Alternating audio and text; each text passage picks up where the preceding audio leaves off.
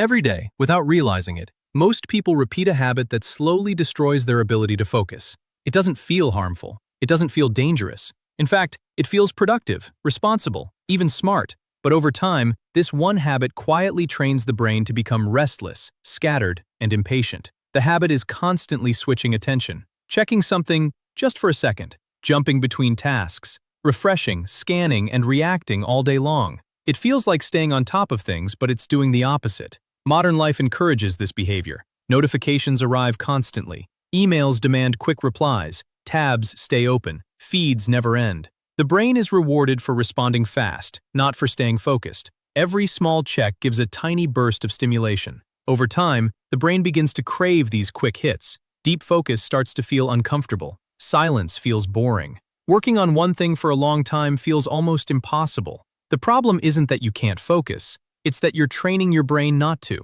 Focus is a skill, and like any skill, it adapts to how it's used. When you constantly interrupt yourself, the brain learns that attention should be short, shallow, and easily redirected. Even when distractions are removed, the mind keeps wandering. Not because you're weak, but because this has become the default pattern. This is why many people struggle to sit with a task, a book, or even their own thoughts. The moment things slow down, the urge to check something appears. The brain is searching for stimulation, not meaning. Over time, this habit reduces patience, creativity, and mental endurance. Tasks that once felt manageable now feel heavy. Progress feels slower. Frustration increases. What makes this habit especially dangerous is how normal it feels. Everyone is doing it. It looks like productivity. It looks like staying informed.